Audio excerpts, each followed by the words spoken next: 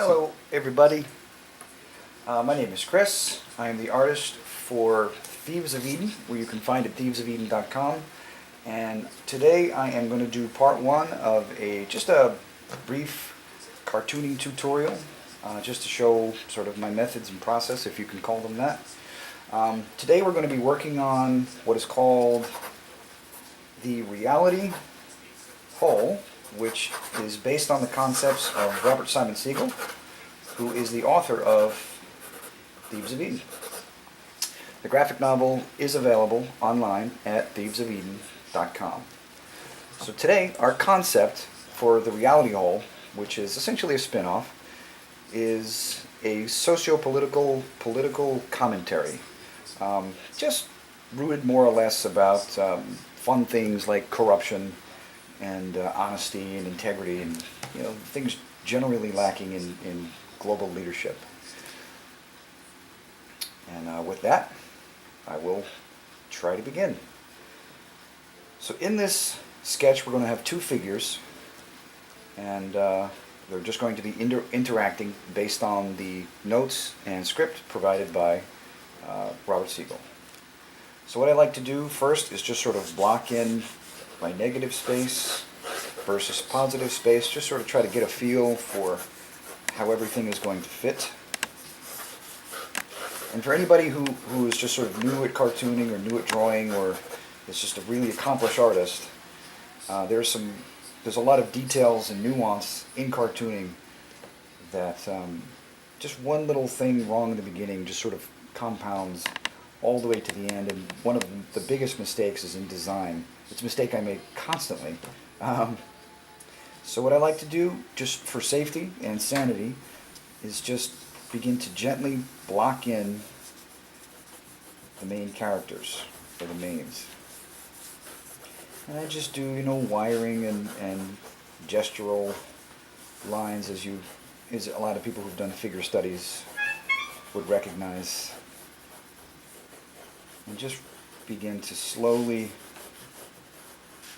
get everyone into where they're going to live ultimately in this picture.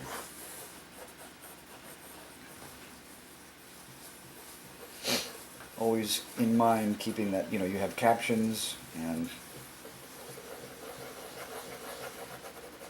it's all very, very critical to get it all blocked in at the beginning, because there's nothing worse than doing some working really hard on some beautiful artwork, and then going in to put in your copy and realizing that you blew it.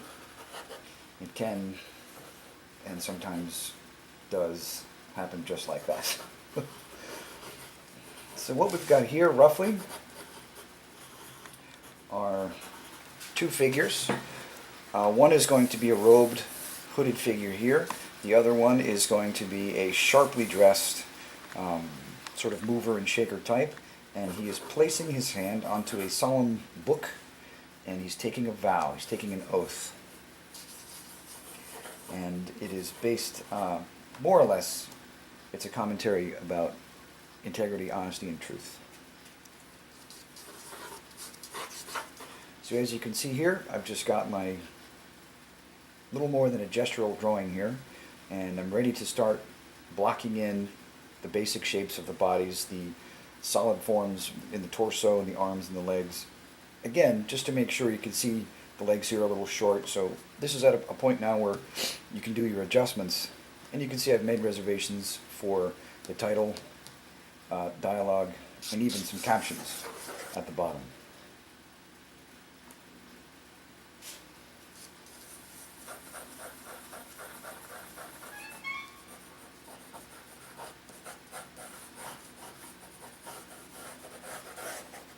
This is sort of I'm gesturing out the costume. Just this long, sort of flowing, imposing robe, blocking in the ridiculously volumed book, and maybe a nice altar. And over here we can put some candles, just sort of frame everything. Tie it all together.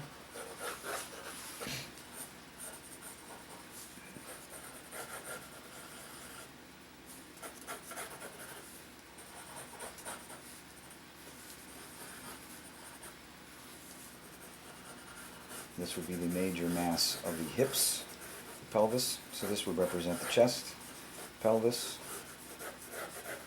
legs, and of course most of this is going to be covered, but I just like to be grounded in, just a basic cartoon anatomy.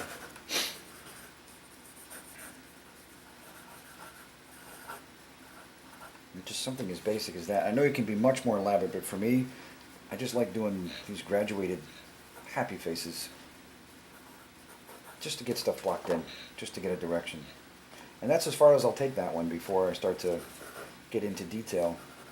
But again, you could plan and map this out as far as, you could take that as this process as far as you wanted to the extent of putting in all your cylinders, and the circle for the knee, the large masses of the quadriceps, knee, calves, shins, and you could, essentially do a very, very classical comic style, graphic art style, based on that.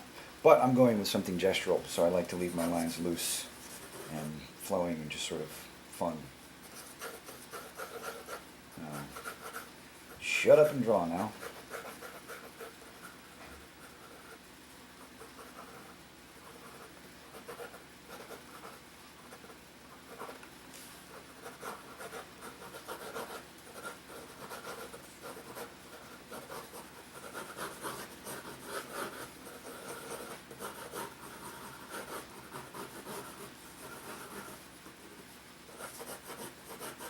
The bilateral line going down the sternum to the belly button into the groin area, and again rib cage, and that's that small, deceptively small area between the ribs and the pelvis. A lot of people will draw this huge line down here thinking the pelvis is way down here, but if you feel your body, it's actually very close, and if you bend to one side, that gap actually closes. It's just one of those weird things that takes you forever to figure out. Save you some time.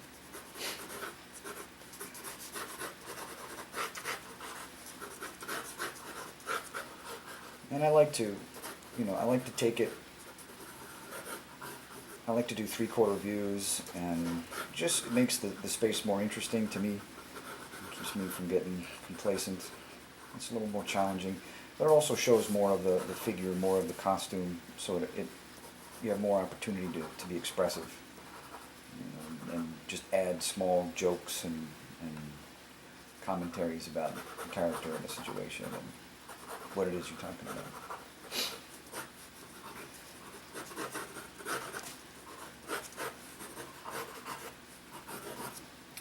And here, as rough as that looks, everything is essentially mapped out.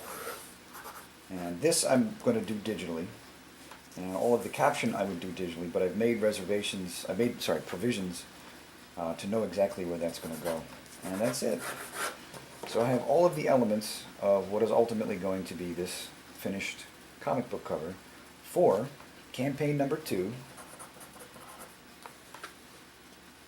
And I'd like to take this opportunity real quick and read it to you, because it's funny. Campaign number 2 is Campaign Finance News Double Speak. Mandatory line quotas for politicians. That's the campaign. Fact-checking and even honoring the truth have become antiquated for too many quote-unquote news programs, politicians, and government spokespeople. This campaign restores accountability half the time, a modest goal. And that's what we're going to capture here. And we have script and dialogue going into here, and it all gets wrapped up into a nice tight package. So, the blurb, the reality hole. If we can succeed in making politicians lie only 50% of the time, then we, the people, have a 50-50 chance of guessing when they are actually speaking the truth.